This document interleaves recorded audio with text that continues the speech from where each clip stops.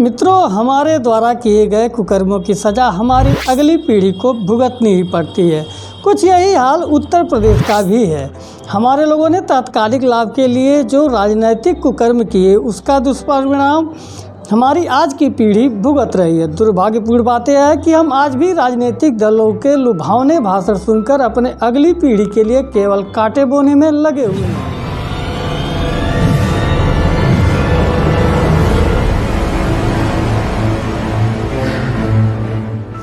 नमस्कार मित्रों, मैं मासूम यथार्थ अपने YouTube चैनल पर एक बार फिर आपका स्वागत करता हूं।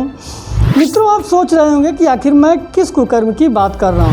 जी, मैं उत्तर प्रदेश की जनता द्वारा किए गए उस राजनीतिक कुकर्म की बात कर रहा हूं, जिसके कारण आज उत्तर प्रदेश जैसा विशाल राज्य जो मानव संसाधनों से परिपूर्ण है के बावजूद आज बीमारू राज्यों में गिना जाता है। प्रदेश में औद्योगिक विकास की शुरुआत शून्य से करनी पड़ रही है। प्रदेश के युवा दूसरों राज्यों में जाकर रोजी रोटी के जुगाड़ में लगे हुए हैं और लोगों के लात जूते खा रहे हैं। लेकिन मजाल है कि इस पीढ़ी ने भी अपनी पुरखों की गलती से कुछ सीखा हो। कोरोना काल में जब पहली लहर के दौरान उत्तर प्रदेश और बिहार के लाखों लोग पैदल ही अपने घरों को निकलने को मजबूर हो गए, तब सभी ने व्यवस्थाओं को लेकर तमाम सवाल खड़े किए। मीडिया का एक वर्ग तत्कालीन सरकारों को कटघरे में खड़ा कर अपना गला फाड़ फाड़ कर चिल्लाता रहा। लेकिन आखिर ऐसा हुआ क्यों, इसको लेकर किसी ने प्रश्न नहीं किया। आखिर जिस उत्तर प्रदेश में कानपुर जैसे औद्योगिक शहर थे, पूर्वांचल के गली गली कोने कोने में चीनी मिलें थीं, गोरखपुर में विशाल खाद कारखाना था, वे बीते दशकों में कहाँ चले गए और क्यों चले गए, इसका जिम्मेदार कौन था। एक ज़माना था कानपुर की कपड़ा मिल विश्व प्रसिद्ध थी। कानपुर को पूर्व का मैनचेस्टर बोला जाता था। लाल इमली जैसी फैक्ट्री के कपड़े प्रेस्टीज सिंबल होते थे। वह सब कुछ था जो एक औद्योगिक शहर में होना चाहिए था। मिल का सायरन बजते ही हजारों मजदूर साइकिल पर सवार टिफ़िन लेकर फैक्ट्री की ड्रेस में मिल जाते थे। बच्चे स्कूल जाते थे, पत्नियां घरेलू कार्य करती थीं और इन लाखों मजदूरों के साथ ही लाखों सेल्समैन, मैनेजर, क्लर्क, सबकी रोजी रोटी चल रही थी। फिर कम्युनिस्टों और समाजवादियों की निगाहें कानपुर पर पड़ गईं। तभी से बेड़ा गर्क हो गया।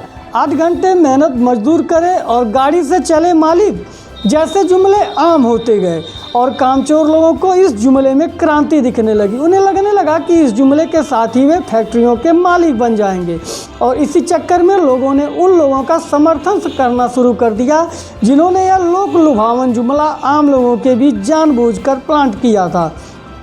असर दिखने लगा, ढेरों हिंसक घटनाएं हुई। मिल मालिकों को मारा पीटा भी गया। नारा दिया गया, काम के घंटे 4 करो, बेकारी को दूर करो। दलाली और हरामखोरी भला किसे अच्छी नहीं लगती। ढेरों मिडिल क्लास भी कम्युनिस्ट समर्थक हो गया, समाजवादी हो गया। सबकी एक सार्वभौमिक मांग हो गई कि मजदूरों को आराम मिलना चाहिए। ये उद्योग खून चूसते हैं, जैसे कि आजकल अंबानी अडानी को गरियाने का एक प्रचलन चल पड़ा है। उससे आप इस बात को अच्छी तरह से समझ सकते हैं। कानपुर में कम्युनिस्ट सांसद बनी सुभाषिनी अली। बस यही टारगेट था। कम्युनिस्टों ने आखिरकार अपना सांसद बनाने के लिए यह सब पॉलिटिक्स कर ली थी। अंतिम लक्ष्य हासिल हो चुका था। एक जिंदा शहर को वहीं के बासिंदों ने घटिया राजनीति के चक्कर में पड़कर कहीं गहरे दफन कर दिया। अंततः वह दिन भी आ गया जब कानपुर के मिल मजदूरों को मेहनत करने से छुट्टी मिल गई। मिलों पर ताला डाल दिया गया। सब कुछ ठीक वैसे ही दोहराया गया जैसे कभी देश की आर्थिक राजधानी कहे जाने वाले कोलकाता में किया गया था, जो आज करोड़ों की आबादी रखते हुए भी भुखमरी, गरीबी, बेरोजगारी और गंदगी के लिए जाना जाता है। मिल मालिक आज पहले से शानदार गाड़ियों में घूमते हैं क्योंकि उन्होंने अहमदाबाद में कारखाने खोल दिए। कानपुर की मिल बंद होकर भी जमीन के रूप में उनके लिए सोना उगलने वाली है। इससे उनको कोई फर्क नहीं पड़ा। लेकिन सोचने की बात है कि फिर मिटा कौन, बर्बाद कौन हुआ और क्यों हुआ। कानपुर के वो 8 घंटे यूनिफॉर्म में काम करने वाला मजदूर 12 घंटे रिक्शा चलाने पर विवश हुआ। जब खुद समझ नहीं थी तो फर्जी वामपंथी और समाजवादियों के झांसे में क्यों आते हो। स्कूल जाने वाले बच्चे कबाड़ बीनने लगे और वो मध्यम वर्ग जिसकी आंखों में मजदूर को काम करता देख खून उतरता था। असंख्य को जीवन में दोबारा कोई नौकरी नहीं मिली। एक बड़ी जनसंख्या ने अपना जीवन बेरोजगार रहते हुए डिप्रेशन में काट दिया।